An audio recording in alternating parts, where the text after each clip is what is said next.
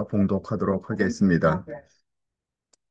오늘 말씀은 마태복음 13장 43절입니다. 43절하고 52절입니다. 예, 마이크 켜시고 같이 읽도록 하겠습니다. 시작. 그때에 의인들은 의인들은 자기 자기 아버지 나라에서 해와 같이 빛나리라. 나리라. 긴 빛나리라. 자는 이르라. 그래서 아멘. 이르시되 예수께서 이르시되 이르시되 그러므로 그러므로 천국의 천국의 제자된 제자된 서기관마다 서기관마다 새벽과 마치 옛것을 새것과 내오는 옛것을 집주인과 같으니라. 곳간에서 내오는 집주인과 세우는 같으니라. 집주인과 같으니라. 아멘. 예.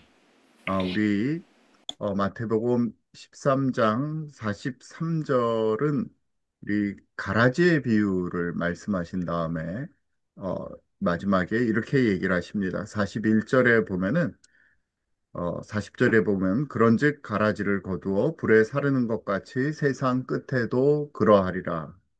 인자가 그 천사들을 보내리니 그들이 그 나라에서 모든 넘어지게 하는 것과 또 불법을 행하는 자들을 거두어내어 풀무불에 던져 넣으리니 거기서 울며 이를 갈게 되리라. 그때의 의인들은 자기 아버지 나라에서 해와 같이 빛나리라.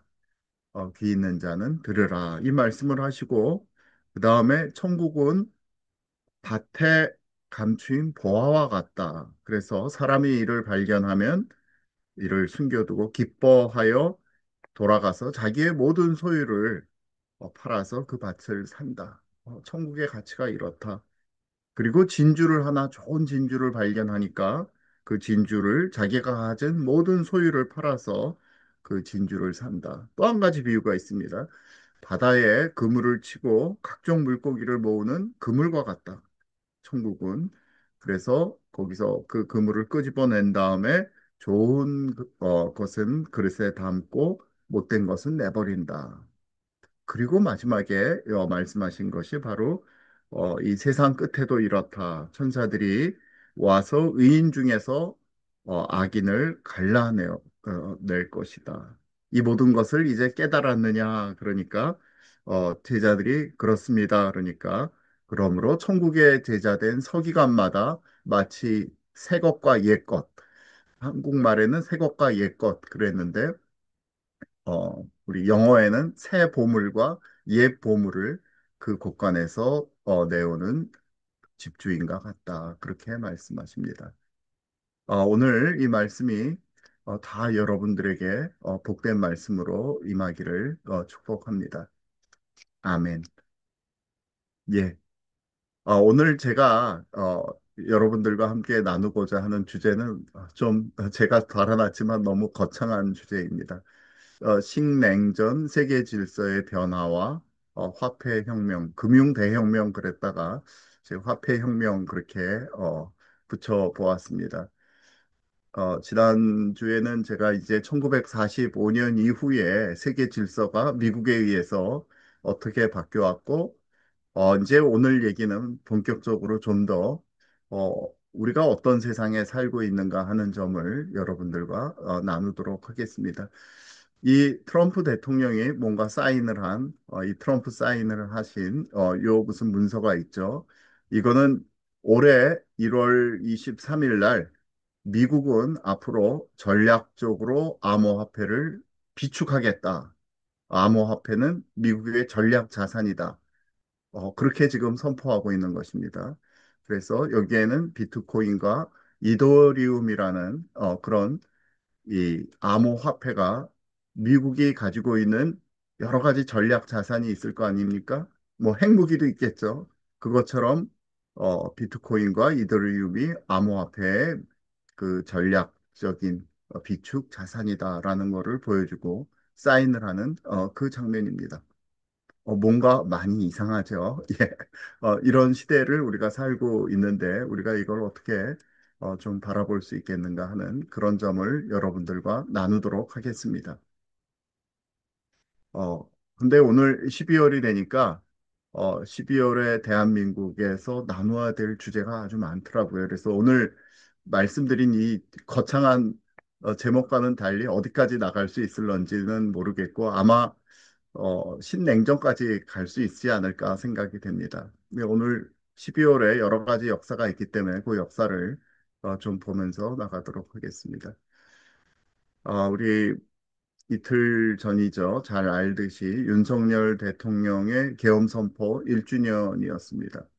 뭐 지금 내란몰이를 막 하고 있는데 진짜 역사는 알려줄 것입니다. 멀지 않아서 알려줄 것입니다. 누가 진짜 내란자들인지 제가 길게 얘기하지 않겠습니다.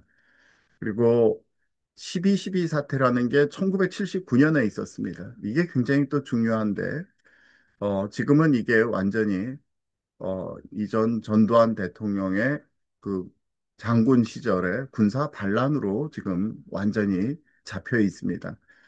그런데 다시 봐야 됩니다. 사실은 지금 전두환 대통령의 회고록조차 읽지 못하게 하고 있죠.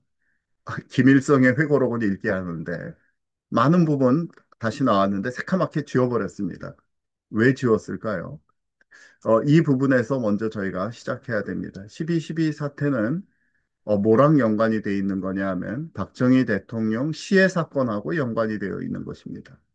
이것이 과연 지금 이야기하듯이 전두환의 군사 반란인지 아니면 전두환 대통령이 주장하듯이 김재규와 정승화 장군의 12.6 내란 진압인지 이것은 완전히 다른 완전히 정반대에서 보는 그런 견해입니다. 지금은 이거는 무조건 전두환의 군사 반란이다라고 아예 못 받고 여기에 대해서 반대말을 하는 사람은 굉장히 탄압하게 되어 있습니다. 이것도 역사가 증명해 줄 것이라고 생각합니다. 10일 날은 유엔 세계 인권 선언이 1948년 있었습니다. 여기 보이시는 이분은 여자분입니다. 엘리너 루즈벨트, 루즈벨트 대통령의 영부인이십니다. 그래서 여기 보니까 휴먼 라이츠에서 이게 세계 인권 선언을 하면서 이제 이 생명권, 그 다음에 자유권, 그 다음에 공포로부터의 자유, 배고픔으로부터의 자유, 그러한 세계로 나가겠다 하는 미국의 사실은 세계 전략 중에 하나였다라고 말씀드렸습니다. 이것이 오늘날 전 세계에 일어나고 있는 처음에는 이것이 나온 것이 유대인의 학살을 회개하고 그 다음에 반성한다는 의미에서 나왔지만 이제 전 세계적으로 이것이 확산되었고 여기까지 지금까지 있었던 점에서 그럼에도 불구하고 이 유엔 인권 선언이 있었음에도 불구하고 유해가 되었던 지역이 있습니다.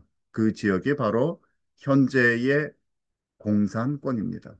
왜냐하면 나치를 대항해서 싸워서 이겼던 것은 공산권을 대표하는 소련과 그 당시 소련과 그 다음 이 자유민주주의권을 대표했던 이 미국이 같이 손을 잡고 겨우겨우 나치 독일을 이길 수 있었기 때문에 이 공산권에 의한 휴먼 라이트의 위반들은 그렇게 상관하지 못했습니다. 이제는 마지막으로 이 아직까지 유엔이 정말 지금은 질이 멸멸한데 그 유엔의 마지막 사명이 그 안에서 수많은 오히려 나치보다도 더 많은 사람들을 살상한 구 공산권, 아직도 공산권으로 남아있는 나라들에 대한 휴먼 라이츠가 실행이 되어야 될 이제 시기가 다가왔다. 그렇게 생각이 됩니다. 16일은 권리장전이라고요. 빌 오브 라이츠라고 1689년이지만 영국에서 있었던 이 일을 우리 학생들은 특별히 기억을 해야 됩니다. 왜냐하면 이것이야말로 근대 민주주의가 나가던 첫 시작이었기 때문입니다. 근대 입헌 군주제의 확립, 입헌국, 법치적, 왕도 법 아래에 있다는 것입니다. 어느 누구도 이 시기 이후에 이제 외쳐지고 빚으로 받아들이게 된 것은 왕 또한 규칙 아래에 있다. 왕 또한 법 아래에 있다라는 그 사상입니다. 그 누구도 법 위에 올라갈 수 없습니다. 이게 법치이죠.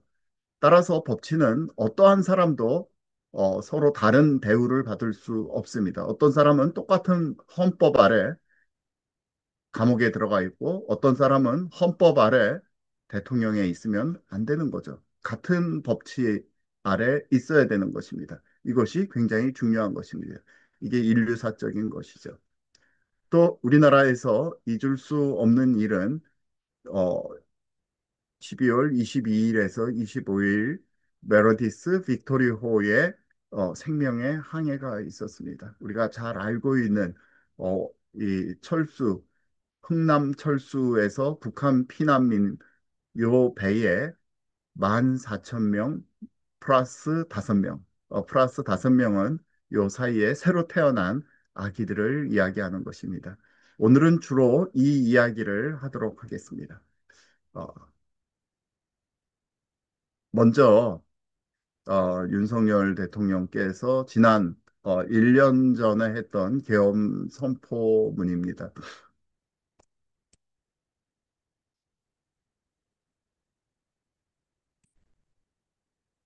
존경하는 국민 여러분, 저는 대통령으로서 피를 토하는 심정으로 국민 여러분께 호소드립니다. 국회는 우리 정부 출범 이후 22건의 정부 관료 탄핵 소추를 발의하였고, 그다음 판사를 겁박하고 다수의 검사를 탄핵하는 등 사법 업무를 마비시키고, 행안부, 통신위원장, 감사원장, 국방장관 탄핵 등으로 행정부를 마비시키고 있습니다. 국가 본질 기능과 마약 범죄 단속, 치안 유지를 위한 모든 예산을 전액 삭감하였습니다. 그래서 대한민국을 마약 천국, 민생 치안 공황 상태로 만들었습니다. 그리고 여러 가지 입법 독재를 이야기하고 있습니다. 국민의 삶은 안중에 없고 오직 탄핵과 특검, 야당 대표의 방탄에 집중하고 있습니다. 지금 우리 국회는 범죄자 집단의 소굴이 되었고 입법 독재를 통해 국가의 사법 행정 시스템을 마비시키고 자유민주주의 체제의 전복을 기도하고 있습니다. 자유민주주의의 기반이 되어야 할 국회가 자유민주주의 체제를 붕괴시키는 괴물이 된 것입니다. 저는 북한 공산 세력의 위협으로부터 자유 대한민국을 수호하고 국민의 자유와 행복을 약탈하고 있는 파렴치한 종북 반국가 세력들을 일거에 척결하고 자유 헌정 질서를 지키기 위해 계엄을 선포합니다. 아, 이것이 계엄의 목적이었습니다. 근데 그 뒤에 어떻게 되었는지 잘 알고 있고 또 지금 어떤 고생을 하고 있는지 잘 알고 있습니다. 자, 우리 대한민국 헌법 77조는 대통령의 계엄권에 대해서 설명하고 있는 것입니다. 대통령이 계엄을 하면 내란인가?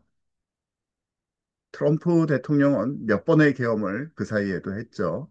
워싱턴에도 계엄을 해서 군대를 쭉 내보낸 것을 알 수 있습니다. 이것이 민주주의입니다. 대통령의 계엄권을 이렇게 얘기하고 있습니다. 대한민국 헌법 77조는 대통령은 전시, 사변 또는 이에 준하는 국가 비상사태에 있어서 병력으로서 군사상의 필요에 응하거나 공공의 안녕 질서를 유지할 필요가 있을 때에는 법률이 정하는 바에 의하여 계엄을 선포할 수 있다라고 얘기했습니다. 이것이 대한민국 헌법입니다. 이것이 법치입니다.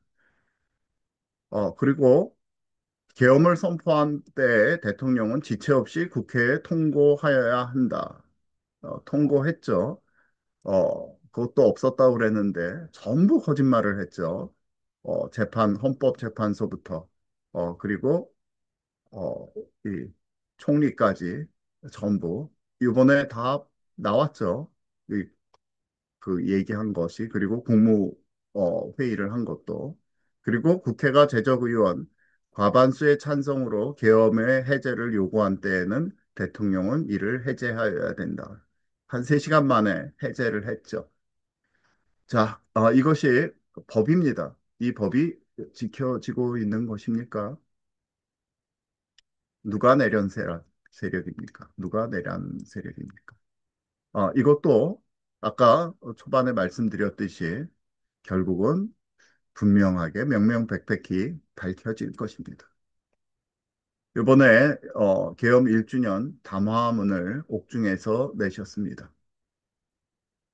123 비상계엄은 국정을 마비시키고 자유헌정 질서를 붕괴시키려는 체제 전복 기도에 맞춰 국민의 자유와 주권을 지키기 위한 헌법 수호 책무의 결연한 이행이었습니다. 그랬죠. 자, 우리 대한민국의 선관위가 공식적인 부정 채용만 1200여 건에 달하고 부녀도 많고 부자도 많습니다. 다 연줄로 들어갔습니다. 그것도 정식 공무원 자리를요.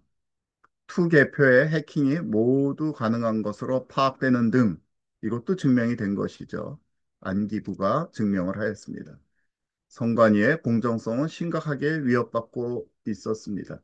그런데 이것이 공식적으로 증명하자 하면 한 번도 지금까지 증명을 하지 않은 것입니다. 단지 서버만 갖다 내면 되는데 서버를 지금까지 않고 있는 거예요. 그리고 믿어주세요, 믿어주세요 하고 있는 것입니다. 민주당이 간첩법의 적용 확대를 반대하며 대한민국은 스파이 천국이 되고 있으며 그렇죠. 중국 사람들이 와서 지속적으로 드론을 날리면서 미군 함정을 다 체크를 해도 붙잡아도 다시 법이 되어 있질 않아서 풀려납니다. 북의 지령을 받은 민노총 간부 등의 간첩 활동이 활개치고 있습니다. 친중 종북 매국 행위가 판을 치고 있음에도 국회 독재 권력에게 국민은 안중에도 없었습니다.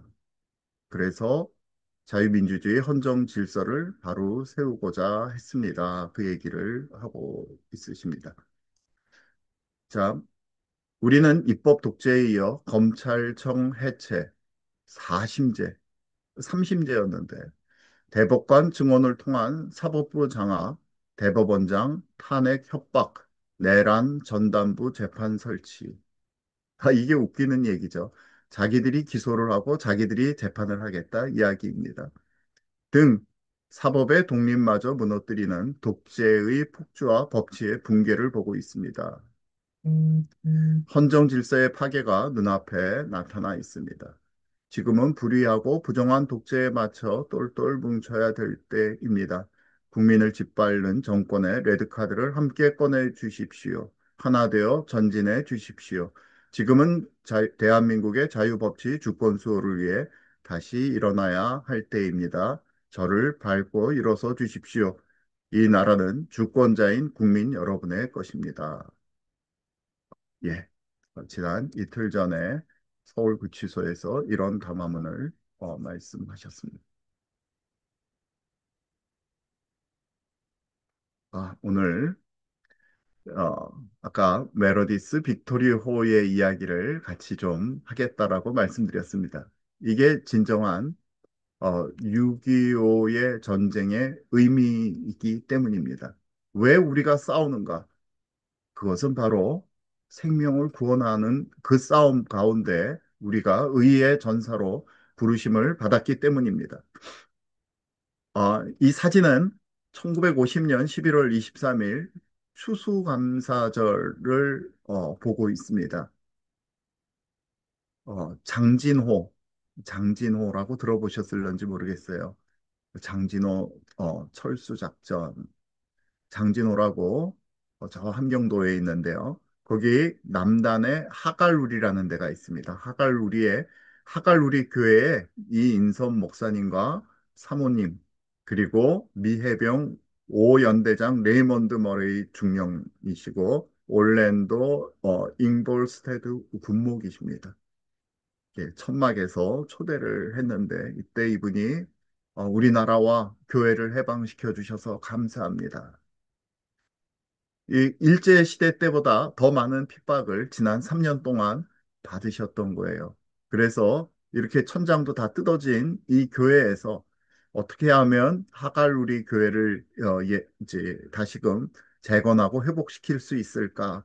그 떨어졌던 종도 다시 달고 하는 이 추수감사절 예배를 드리고 있는 이 광경입니다. 미군들과 함께 드리고 있습니다. 이런 해방의 기쁨이 이 북한 지역에 잠시 있었던 것입니다.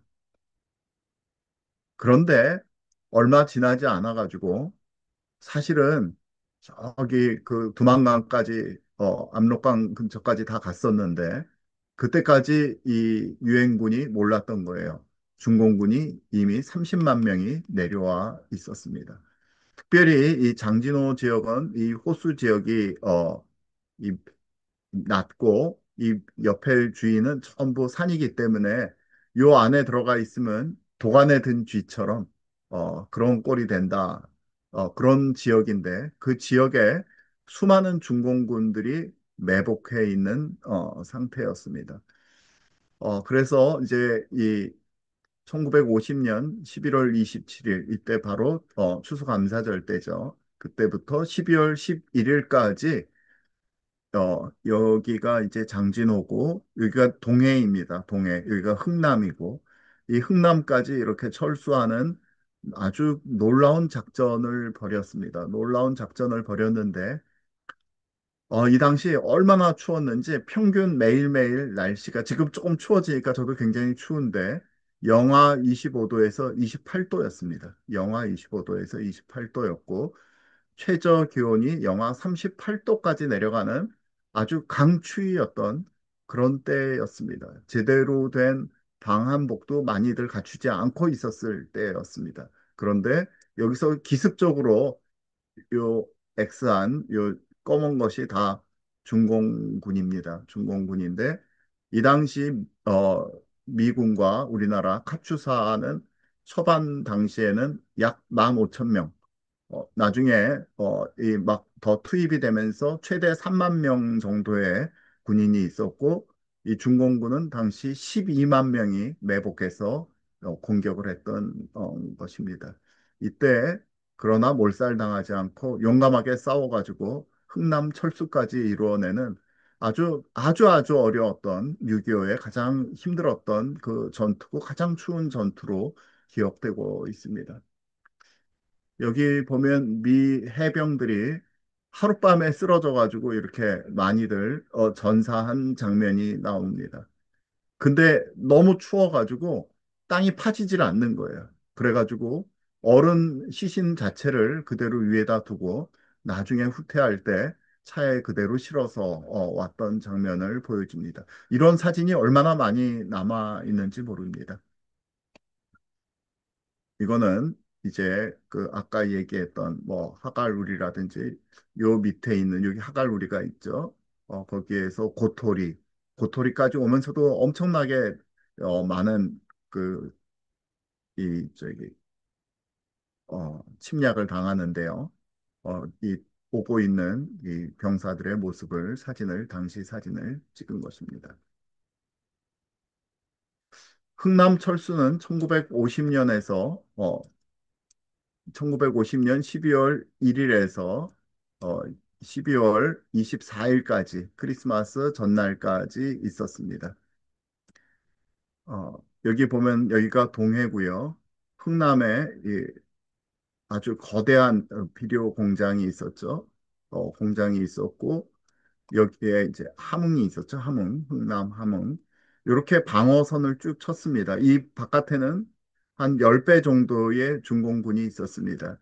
이 국군 해병 1년대가 있었고, 미국 3사단, 7사단, 국군 1군단이 이렇게 지키고 있고, 다 이제 그 피할 수밖에 없어가지고, 이 흥남철수가 민간인 9만 8천 명과 플러스 유엔군, 미군과 한국군 10만 5천 명, 그 다음에 장비 17,500대, 총약 20만 명이 넘는 이 어마어마한 인원들이 아주 성공적으로 여기 앞에는 기뢰들이 있어가지고 뭐 배가 지나가다가 폭발하기도 하고 그랬어요. 지금 이 모습을 보면 여기는 군인들인데 주로 배들이 많이 와 있고 군인들이 빽빽하게 들어서서 배를 타기 위해서 준비하는 것을 볼 수 있습니다. 군인들이 인천 상륙 작전과는 달리 이제 철수하는 그런 작전을 벌이고 있는 것이죠. 그래서 이 당시에 성공적인 철수를 통해 가지고 다시금 재기할 수 있는 기회가 마련됐던 것입니다. 중공군의 참전을 전혀 생각을 못했던 거죠. 이 당시까지만 해도 추수감사절 이후에 이제 크리스마스는 다 고향에 가서 집에서 같이 예배드리고 식구들과 함께 있는다라는 아주 소박한 꿈들이 아주 어린 젊은 병사들 가운데 가득했던 시기에 이런 일을 당했던 것입니다. 얼마나 복잡했는데 그 사이에 같이 목숨을 걸고 따라 내려온 이 민간인이 9만 8천 명이 있었던 거예요. 그 사람들을 구했던 이야기입니다. 그래서 그 메르디스 빅토리 호의 생명의 항해라는 제목으로 우리 안재철 선생님께서 이 책을 쭉 쓰셨는데 거기에서 제가 따온 것입니다. 그래서 메르디스 빅토리 호가 어떤 일이 있었는가? 12월 22일에서 25일 사이에 이 지금 강을 건너가지고 미군이 가는 데마다 국군이 가는 데마다 이 북한에 있는 우리 동포들이 이 따라서 오는 거예요. 근데 이 사람들을 일반적인 군대라으면은 다 작전에 너무 방해가 되니까 끊어버렸을 텐데 끝까지 이 사람들을 돌보고 먹을 것을 주고 또 이 사이에 실제로 인민군들도 있었기 때문에 그 사람들을 가려내고 하는 몇 배로 어려운 작업들을 장병 한 사람 한 사람으로부터 장군까지 이 모든 일들을 이루어냈던 것입니다. 이 메르디스 빅토리오는 7,600톤급의 미국 상선이었고 인천 상륙 작전에도 와서 일을 같이 참여했던 그런 화물선입니다. 그런데 기적의 승선을 했다. 얼마나 많이 태웠는지 이 라루 성장과 승무원들이 피난민 14,000명을 화물칸, 갑판에 모두 빽빽하게 다 일어 앉을 자리도 없이 태워서 정원의 200배 이상을 태웠다. 이 부산에서 이 사람들을 보면서 너무 놀랬다고 그래요. 저 위에 있는 게 새카만 게 다 뭔가 하고 망원경으로 봤더니 이게 다 사람인 것을 보고 너무너무나 놀랬다. 그런 이야기가 있습니다. 3일간의 위험한 항해 끝에 부산에서 이 하선을 거부해가지고 여긴 더 이상 못 받는다 해서 거제도 장승포항에 도착해서 이 많은 사람들이 내렸습니다. 생명을 구한 것이죠. 북한에 있었으면 교회를 다닌다고 주로 대부분 믿는 사람들이었습니다. 기독교 신자들이었기 때문에 이 사람들을 어떻게든 구해내려고 했고 수많은 그 전쟁 장비, 물자들을 포기하는 대신에 이분들의 생명을 구했던 것이죠. 뿐만 아니라 이 환경 가운데에서도 5명의 아기가 새로 태어나서 그래서 이름을 짓기를 김치원, 김치투, 김치5까지 태어나게 되었습니다. 그래서 단일 선박으로 가장 많은 생명을 구한 배로 지금 기네스북에 등재되어 있습니다. 우리 안재철 선생님의 그 역할을 통해서 기네스북에 등장을 했고, 우리 이 6.25 한국 전쟁의 진짜 의미가 무엇인지를 밝혀준, 증명한 그런 대작전이었습니다. 생명을 구원하는 것이었죠. 오늘 우리도 또 다른 형태의 생명을 구원하는 전쟁 가운데 있는 것입니다. 이분이 레너드 라누 선장님이십니다. 이분이 고 여기가 전부 1등 항해사. 여기 보면 로버트 런이라는 사무장인데요. 이분의 사진들입니다. 전부 이분이 찍은 것들입니다. 그래서 이 영웅들을 통해서 지금 우리 14,000명 플러스 5명이 생명을 구했고 이 분들이 지금 대한민국의 그 자손들이 100만 명이 넘는다고 그래요. 이분들을 통해서 우리가 이 가운데 있는 것이죠. 혹시 부산에 계신 분들, 뭐 그분들이 전국으로 다 퍼졌겠지만, 우리 이분들의 이 사랑의 손길로 우리가 이 자리에 있다라고 생각합니다. 자, 이 로버트 러니가 이렇게 나중에 얘기를 했습니다. 그래도 그걸 어떻게 다 이 사람들을 데리고 왔어? 그렇게 물어보니까 그래도 우리가 모두가 탈 공간은 있었습니다. 이게 진짜 그 당시 이 메로디스 빅토리 호에 들어가는 사람들의 모습을 지금 보여주고 있습니다. 어마어마하죠. 빽빽하게 다 섰습니다. 이 사람들을 살렸던 것입니다. 그 전쟁 중에 전쟁 물자를 포기하고 생명의 항해는 지속되어야 합니다. 이것이 오늘 우리의 예배의 목적입니다. 여기에 흥남에서 장진호에서부터 흥남까지 장진호 이 위에서 쭉 왔던 이 사람들이 여기 자유의 땅에 머물렀듯이 오늘날 이 38선 휴전선 이북에 있는 이 모든 사람들이 생명 가운데 들어와야 하는 것입니다. 많은 지금까지 보고가 주로 이 레너드 라누 선장님의 결단에 의해서 이 사람들을 구했다. 특히 우리 영화에서 그런 식으로 만들었었죠. 어, 그런데 그렇지가 않고 이 전체 이거는 10군단 사령부의 지휘 보고서입니다. 에드워드 엘몬드 소장님이 유엔군이 철수하게 되면서 선박편으로 마지막 9만 8천 명을 우리가 구했다. 공산주의자들의 포항무도함이 그들에게는 너무도 견디기 어려운 현실이었기 때문에 우리는 우리 군인들만 철수하는 것이 아니라 북한 주민을 구하지 않을 수 없었다. 지금 이렇게 얘기하고 있습니다. 그래서 이 흥남 철수는 사실은 철수가 아니라 구출 작전이었고 이 구출 작전은 어, 이 훌륭하죠. 레너드 이 선장님의 이 결단, 이 모든 선원들의 결단뿐만이 아니라 사실은 이 뒤에서 이 모든 것을 애써 지휘했던 여러 이 장군들 그리고 지휘부들 그리고 이승만 대통령 그분들의 생명에 대한 구원하고자 하는 확신이 있었기 때문에 이 일이 있었던 것이라고 생각됩니다. 앞으로도 이러한 생명의 항해는 지속되어야 되겠죠. 네, 시간이 벌써 굉장히 많이 갔네요. 지난주에 우리가 뭐를 이야기했냐 하면 2차 세계대전 이후 미국 주도의 세계 질서가 어떻게 잡혔는가 세 가지의 축이 있었다라고 말씀드렸습니다. 규칙 기반의 국제 질서를 구축했다.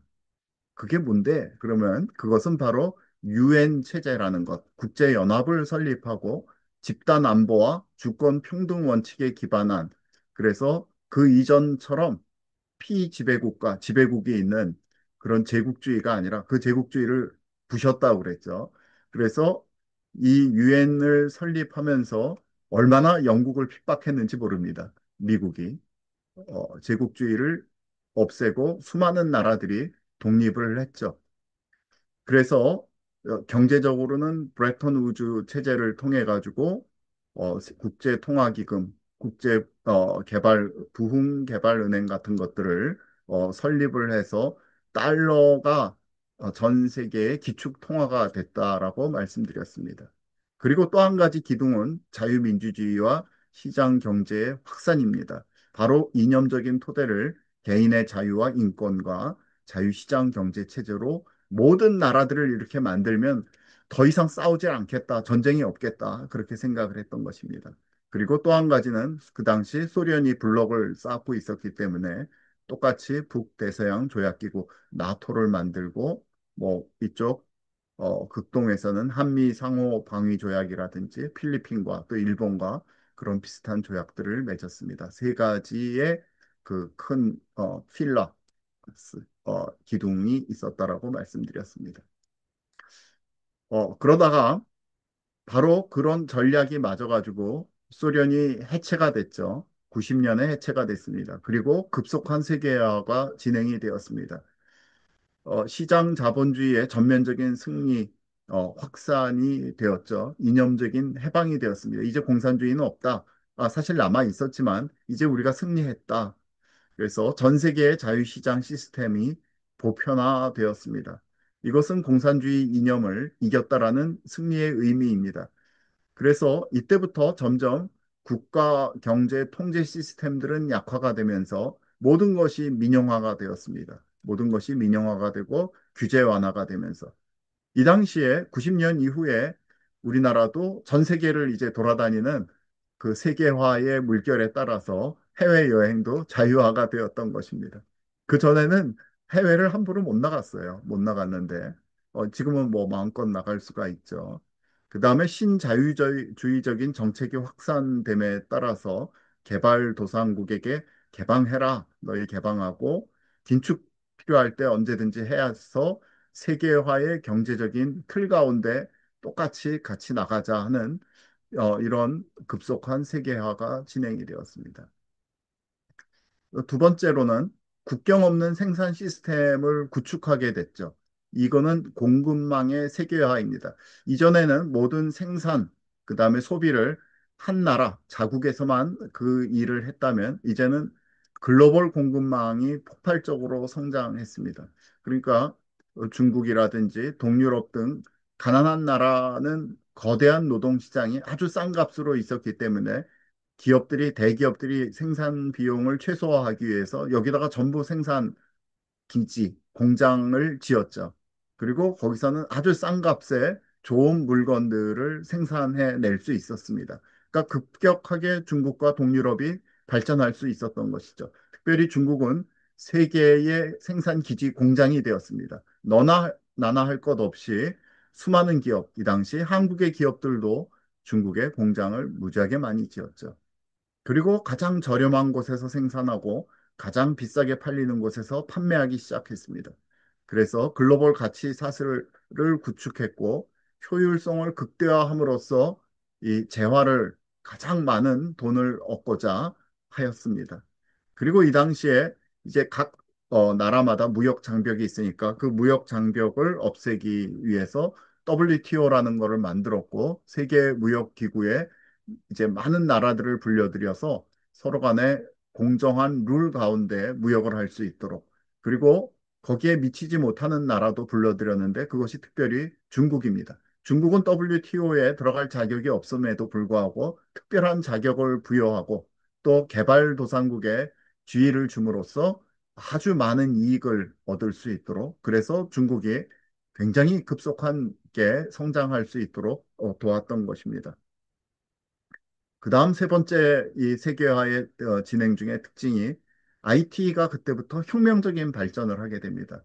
그 1990년대 이후부터 우리가 이렇게 컴퓨터를 쓰게 되고 떨어져 있어도 서로 회의도 할 수 있는 것이죠. 인터넷, 모바일 통신 등 정보통신 기술의 폭발적인 발전이 있었습니다. 그래서 지리적 거리를 넘어서 경제 활동도 할 수 있었고요. 특별히 이런 IT가 발전하면서 돈이 국경을 쉽게 넘나들 수 있었던 것입니다. 정보뿐만 아니라 모든 것이 세계 경제가 그래서 상호 아주 긴밀하게 긴밀성이 증가를 했고 또 동시에 빠른 반대로 얘기하자면 한쪽에 금융 위기가 오면 그 금융 위기가 빨리 다른 나라로 전달될 수 있는 그런 위험도 함께 가지고 있게 되었습니다. 이것이 세계화입니다. 지난 1990년도부터 있었던. 그리고 91년서부터 2017년까지는 금융혁신의 가속화가 있었습니다. 왜냐하면 이런 IT 기술이 발달하고 세계화가 아주 가속화하고 중국이 WTO에 가입함으로써 글로벌 무역이 폭발적으로 증가를 했고 이 돈의 많은 부분을 사실 미국의 월스트리트에 있는 금융가들이 지금 그것을 다 차지했던 것입니다. 이들은 다양한 금융공학을 발전시켰고, 그래서 미국이 기반의 금융 시스템의 중추 국가가 되게 하였습니다. 그리고 인터넷 및 정보통신 기술 혁신을 주도함으로써 금융결제 시스템의 기술적 통제권을 공고화할 수 있었습니다. 이 말이 어렵죠. 이 얘기는 사실은 미국이 이 달러를 가지고 어떤 한 나라를 쥐고 흔들 수 있다. 이 부분을 금융 결제 시스템을 잠궈버리면 그 나라는 아주 금방 경제적으로 어려움을 당하게 된다. 이것이 기축통화국의 이것이 말하자면 이 굉장히 유리한 점이 되겠죠. 이런 일들이 있었습니다. 이렇게 급속한 세계화가 일어나는 동안에 어떤 일이 있었냐 하면 1990년도에 97년이죠. 97년인데 97년 IMF 사태라는 것이 있었습니다. 그러니까 전부 뭐냐 하면 이거는 너무 방만하게 현금 관리를 한 거죠. 그러니까 빚을 갚지 못할 여러 회사들에게 빚을 통해서 살려주고 대마불사 큰 기업은 망하지 않는다라는 것 때문에 지속 그런 관행이 있었습니다. 그러니까 경제적이지 못하고 또 솔직하지 못한 그런 관행을 이 있었는데 우리 IMF 사태로 인해서 한국이 완전히 뭐 무너지게 되죠. 근데 이 IMF 사태를 보면서 그때 막 개방을 하고 있던 중국이 서방 자유시장 경제 시스템에 대해서 근본적인 의구심을 크게 갖게 됩니다. 그리고 야, 국가 경제 주권의 중요성이 굉장히 강하다. 이거는 국가로서 당연한 것이죠. 어쨌든 중국 공산당들은 안 그래도 폐쇄 체제에서 경제를 개방하고 있다가 한국과 및 여러 나라들이 당하는 걸 보면서 왜냐하면 이거를 IMF는 우리나라의 경제적인 기반을 이제 제대로 튼튼하게 만든다라는 의미도 있지만 이거를 다른 얘기로 하면 양털 깎기라는 그런 의미로도 얘기합니다. 이건 뭐냐면 양이 어느 기간 지나면 이제 아주 좋은 그 양모가 통통 이렇게 아주 푸실푸실하게 많이 자라죠. 그러면 이제 시간이 되면 양털을 그 주인들이 가서 싹 깎아버립니다. 바로 그렇게 그 수년간 벌었던 돈을 다 털리게 되는 거를 얘기하는 건데 IMF 때 분명히 이런 일이 있었죠. 우리가 금까지 갖다 팔았습니다. 근데 그 금을 가지고서 이제 이익을 본 사람들은 따로 있는 것이죠. 우리는 애국심에 팔았는데. 과연 이런 일이 다시 또 올 수 있을까요? 근데 어쨌든 중국은 국가가 자본시장을 엄격하게 통제하게 되는 거고 자유로운 자본 그 출입을 제한하는 것을 국가의 통제 시스템에 자기들의 원래 통제 시스템에 맞고 공산당이 다 통제해야 되니까 그런 기형적인 이제 과정을 밟아 나갔던 것이죠. 원래 WTO에 중국을 데리고 올 때에는 이런 기대가 있었습니다. 너무 못 살면 사실은 민주주의가 발전할 수도 없고 시장 경제가 어느 정도 올라서야지 민주주의가 발전할 수 있으니까 자연적으로 규칙 기반, 즉 이 서방이 제공한 그런 규칙 가운데 따라올 것이다. 근데 안 따라오게 된 것입니다. 중국은 돈은 돈대로 벌고 오히려 통제 시스템은 더 강하게 했던 것이죠. 특별히 2008년도에는 리만 브러더스 사건이라는 게 있으면서 이때는 미국 자체가 흔들거립니다. 미국도 이 금융에 마구마구 수많은 사람들에게 돈을 갚을 능력이 없는 사람들에게도 어마어마한 돈을 빌려줘서 다 너나 나나 할 거 없이 매번 자산, 집값이 너무 올라가니까 사람들이 야, 이러다 평생 집 못 사겠네. 그리고 금리는 거의 제로 상태니까 돈을 갚을 능력이 없는 사람들이 집을 다 샀다가 갑자기 이제 그 금리가 올라가면서 돈을 걷어들이게 되니까 연준에서 은행이 하나 파산하면서 전체 그것이 그 파산의 도미노가 이루어졌던 것입니다. 그래서 그걸 서브프라임 모기지 사태라고 하는데 이때 뭐를 본 거냐면 서방의 자유방임적 금융 시스템은 근본적으로 불안하다고 그리고 불안정하고 위험하다라고 판단한 것입니다. 그래서 이 사람들이 이때부터 중국식 국가주도 자본주의라는 것을 마련해 놓은 것입니다. 그러니까 자본주의는 자본주의대로 있고 공산당이 통치하는 자본주의다. 근데 사실은 그렇게 가면은 결국 지금 서방은 이런 서브프라임 모기지 사태가 있으면 그런 사태가 있은다면 많은 사람들이 피해를 보지만 다시 자정 능력이 생기는데 이런 중국식 국가주도 자본주의 모델에서는 자정 능력이 없는 것이죠. 좋은 사람이 하나 나와서 제대로 잘 하면 그거는 그렇게 되지만 대부분 그렇지 못합니다. 인간이라는 것은 무슨 주의에 있던지 간에 전부 이기적으로 이 생활하고 자기의 주머니에 돈이 들어오면 가장 만족하는 것이죠. 이거는 더 썩을 수밖에 없는데 이 사람들이 그쪽으로 간 것입니다. 그리고 이 당시에 이 글로벌 금융 위기에서 미국 단극 시대가 저거 이제 곧 무너지겠네. 우리도 거기까지 올라갈 수 있다. 추월할 수 있다는 자만심을 갖게 된 것이죠. 그리고 이 중국이 세계의 이 생산 기지 공장이 되면서 수많은 달러를 벌어 들였는데 그러니까 왜 미국 중심의 기존 질서냐? 우리도 같이 좀 참여하자. 그래서 G20과 같은 신흥국이 목소리를 낼 수 있는 다자간 국제 경제 질서를 요구하기 시작했던 것입니다. 그래서 중국식 국가 자본주의 모델 확립 및 대국 굴기다. 이것을 우리 2000년이 지나면서는 아주 표면적으로 나타내기 시작합니다. 그래서 이 거대 큰 국가가 벌떡 일어난다. 그래서 서방은 금융위기를 당했지만 중국은 대규모 경기 부양책을 성공적으로 실행하면서 위기에 벗어나게 됩니다. 근데 이게 사실은 상당히 함정입니다. 경기 부양책이라는 것은 돈을 어마어마하게 늘린다는 거거든요. 매년 중국은 9%의 돈을 찍어냅니다.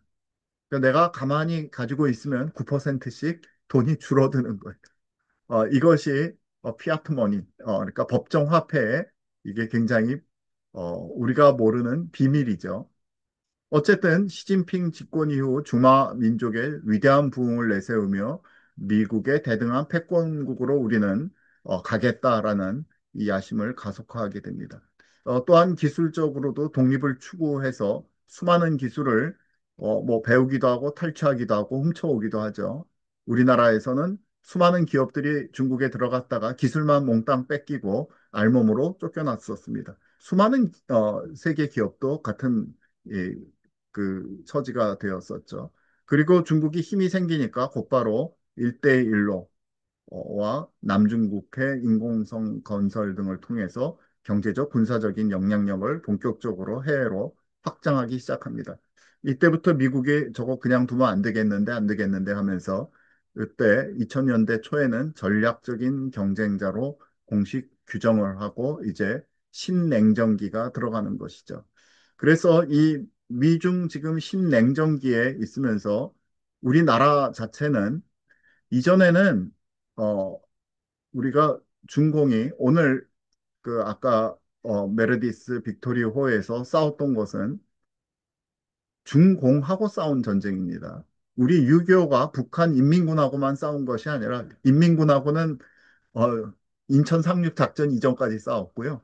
그 이후 2년 반은 중국 공산당 중공군과 싸운 전쟁이 6.25 한국 전쟁입니다. 분명히 아셔야 됩니다. 완전한 적이었고 우리나라의 통일을 방해했던 그런 그 적성 세력인데 이 미국하고 중국이 서로 화해를 하면서 이 중국 공산당을 세계화로 이끌어냈고 그 뒤에는 이제 미국부터 너무 친하니까 일본부터 중국하고 너무 친하니까 우리나라도 중국 공산당과 수교를 하지 않을 수가 없었죠. 그래서 사실 많은 경제적으로 도움을 받았습니다. 왜냐하면 거기에 아까 말씀드렸듯이 수많은 공장을 세우고 그로부터 우리나라도 여러 차례의 이런 뭐 IMF 사태나 2008년 서브 모기지 사태로 인한 글로벌 금융 위기에도 한국이 버텨낼 수 있었던 것은 돈을 빨아낼 수 있는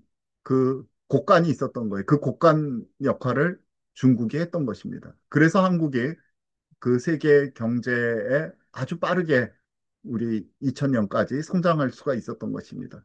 그런데 미중 신냉전기가 되면서 이제 서로 다 이제 경쟁을 하게 되는 거예요. 그리고 이제 미국은 야, 한국, 너 어디에 설지 결정을 해라.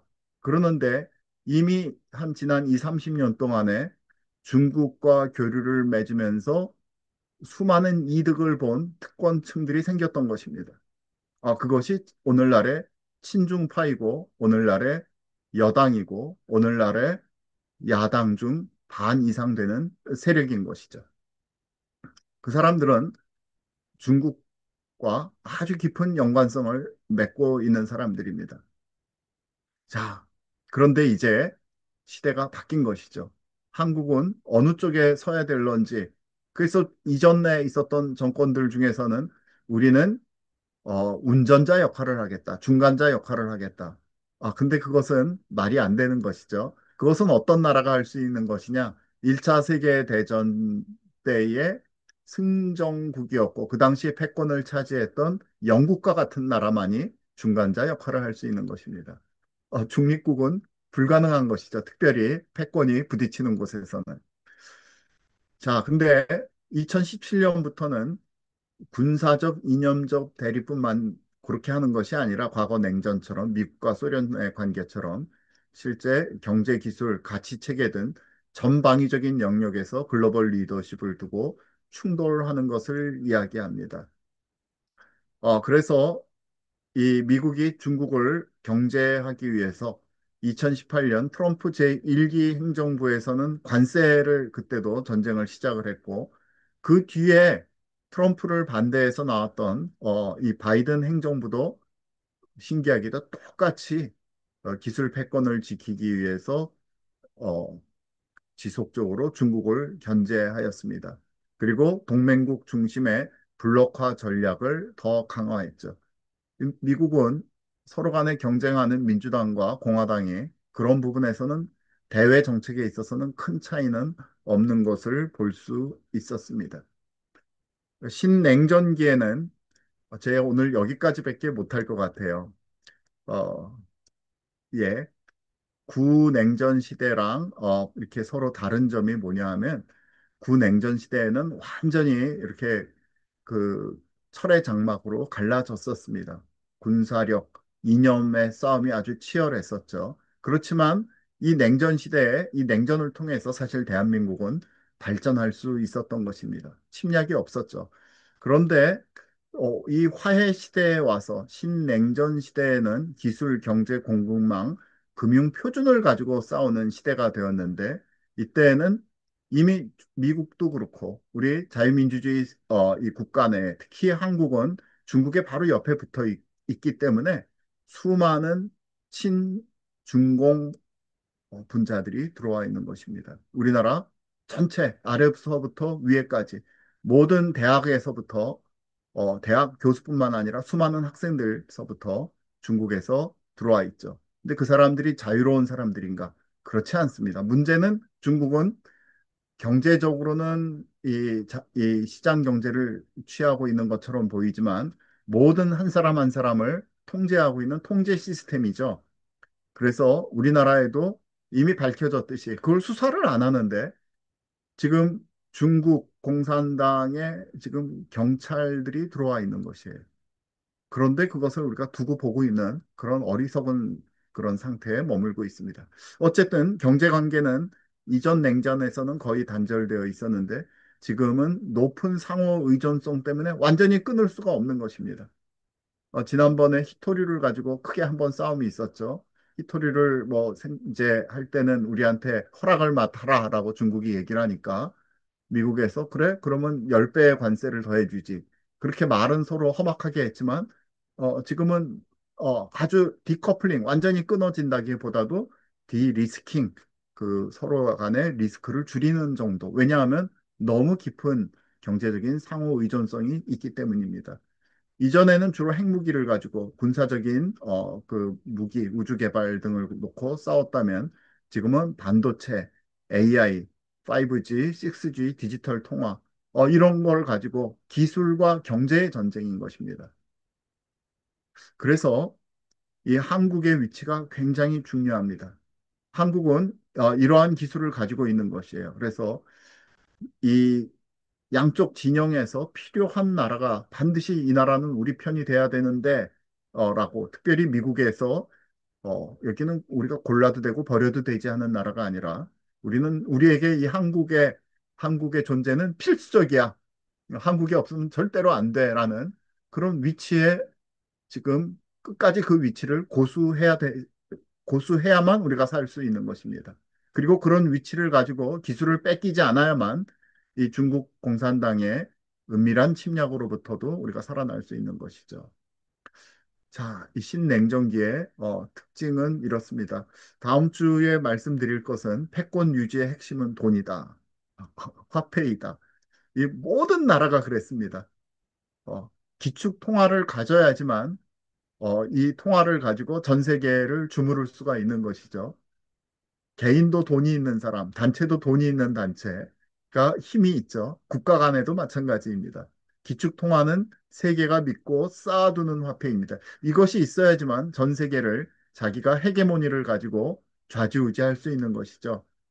그리고 미국이 기축 통화를 발행하는 나라이기 때문에 마이너스 전 세계에 달러를 뿌리고 싸게 이 모든 이 필요한 물품들을 싸게 살 수가 있는 것이죠.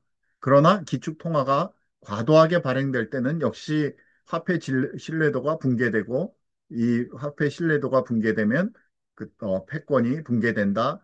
그런 거를 말씀드릴 수가 있겠습니다. 과거의 모든 패권국이 똑같은 과정으로 망하였습니다. 로마의 은화가 점점 불순물이 많아지고 나중엔 은의 함량이 거의 없다시피 되면서 로마가 망했고 스페인의 금은 인플레이가 그랬고 영국의 파운드가 그랬습니다. 향후 미국은 어떻게 될 것인가? 이 부분이 이제 화폐의 혁명, 금융의 혁명인 디지털 화폐 커런시의 전쟁으로 나가는 그러한 새로운 시대에 우리가 살게 된 것입니다. 그래서 헤게모니 장악은 곧 세계의 기축 통화를 장악하는 것이다. 그래서 앞으로 어떻게 나갈 것인지 그러한 부분들을 같이 좀 놓고 우리가 지금 어떤 시대에 살고 있는가, 그리고 우리는 왜 이런 싸움을 하는가? 그것은 생명을 구하기 위함입니다. 옳은 것을 추구하기 위함입니다. 그리고 이 광란의 시대에서도 우리 각 개개인들이 이 하나님께서 주신 트레저리, 어, 새 것과 헌 것, 올드 트레저리와 그 다음에 뉴 트레저리, 새 보물과 헌 보물을 오래된 보물을 구분하고 또 가지고 나와서 주님 앞에 드리기 위함이라고 저는 생각합니다. 오늘 여기까지밖에 말씀 못 드렸습니다. 오늘 같이 비트코인에 대해서도 좀 얘기를 할 거고요. 예. 오늘 기도를 우리 같이 하고 이 시간 끝내도록 하겠습니다. 대한민국의 주권 회복, 헌법의 북진이 있어야 됩니다. 생명의 항해가 지속되어야 됩니다. 우리 같이 이 제목들을 가지고 기도하도록 하겠습니다. 기독교 자유민주주의 동맹으로서 미국과의 관계가 더 공고화가 되고, Make Korea Great Again, Make America Great Again이 진짜 정신은 기독교 정신입니다. 이게 개 국가의 이기적인 선택이 아니라 진짜 정신은 기독교 자유민주주의 시장경제입니다. 이것이 우리나라에서 회복되도록 법치가 회복되도록 기도해 주십시오. 생명을 살리는 전쟁에서 승리할 수 있도록 그리고 지금도 의를 위해서 고난받고 있는 감옥에 계신 여러분들 기억하며 우리 이 마이크를 켜시고 주여 부르고 기도하고 어, 오늘도 김승욱 목사님께서 마침 기도해 주시면 감사하겠습니다. 주여 부르며 기도하도록 하겠습니다. 주여 아버지 하나님 아버지 하나님, 감사합니다. 오늘도 하나님